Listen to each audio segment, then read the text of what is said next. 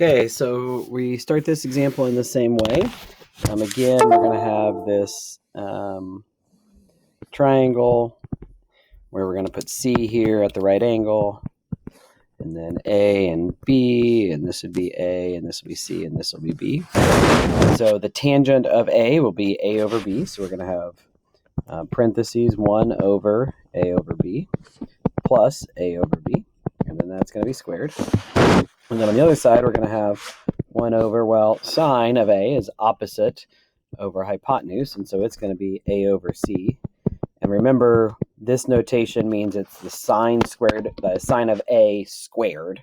We call it sine squared A, but it's really the sine of A parentheses squared. And then same thing for the cosine, which is just going to be B over C squared. Okay, so now we need to handle this one side. Well, we'll do both sides here in a second. And so on the left side, we've got this complex fraction. And you remember the way we did that from the other example was by multiplying by the reciprocal. And so this is going to become B over A plus A over B squared, right? Because our denominators canceled out there.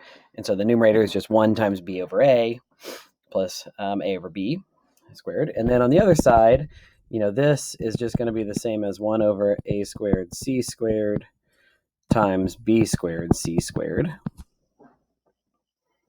Okay, the left side, we're going to add fractions. If you notice, the common denominator is going to need to be AB. Whenever you have two fractions you're adding together and you don't know if they have any factors in common, you can just multiply those together. So since A is a denominator here and B is a denominator here, you just go with AB as the common denominator.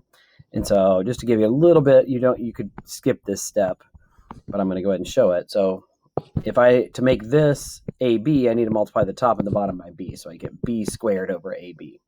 Same thing here, I need to multiply the top and the bottom by A, and so I get A squared over AB. On this side, we multiply these together and we get A squared B squared all over C to the 4th. Add those together, we now get A squared plus B squared, or B squared plus A squared over AB, and the whole thing squared, equals, this is one of those complex fractions, so we just multiply the top and the bottom by the reciprocal. So that all cancels, so we get C to the 4th over A squared B squared. Well, on the left here, we know that B squared plus A squared just is going to equal C squared, and so we're going to end up with C squared over AB, and that whole thing squared. Because remember, one of the things that we always have is this A squared plus B squared equals C squared by the Pythagorean theorem. And so we're just doing that substitution in for B squared plus A squared.